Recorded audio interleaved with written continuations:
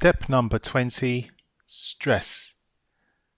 How many of us bring stress into relationships? How do you deal with stress? How do you cope with stress? Why are you stressed? Do you know how to manage your stress? How do you cope with stress? Do you cope with it well? Do you have any strategies or management skills in place that can deal with that? Let's have a look. Let's assess how you cope when stressed in your job. Life in general? What about interactions with the family, friends, and children? How do you cope when you're stressed, when everything just seems to be going wrong and happening all at the same time and you can't see lights at the end of the tunnel? If you was to date yourself, what would it be like for you if you're dating yourself when you're stressed in a relationship? I know for a fact with myself, I can not be the most accommodating and understanding person at sometimes, and I have things in place that gets me back on track. I'm human. Yes, as a coach, we do go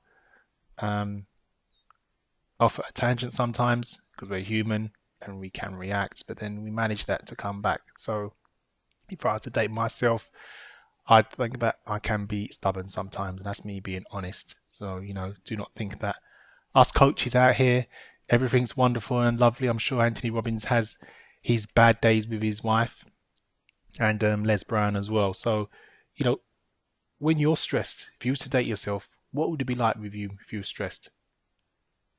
Let's have a little think about that. Because when you identify the negative side of that, you can take responsibility and think, actually, I didn't know that I was that bad, or I didn't know that I reacted like that when I was stressed.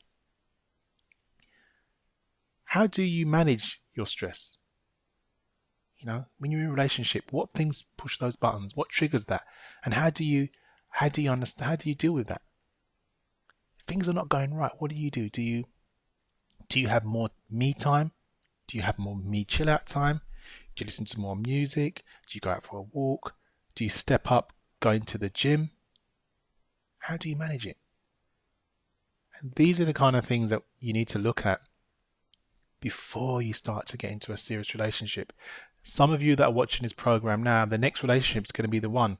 The next relationship is going to be the wife, the husband, the person that's going to give you your children, the person you're going to spend the rest of your life with.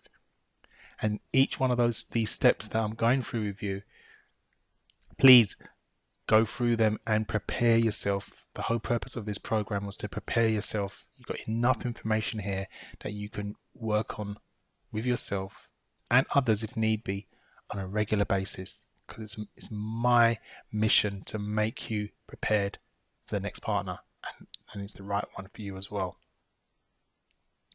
Do you understand how differently men and women cope with stress?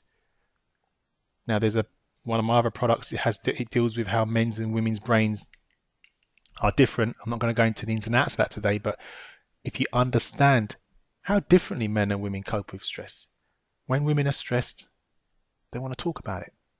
They want you to listen. When men are stressed, they do the opposite.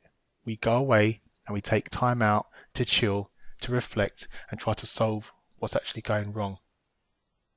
And that's what usually happens when we're both stressed. And if you understand that, then the woman won't feel neglected, and the man won't feel that she's trying to control or change him. He wants to just go away, and then she understands that's what he's going to do, and he understands that she wants to talk. So maybe if the two of you have that understanding,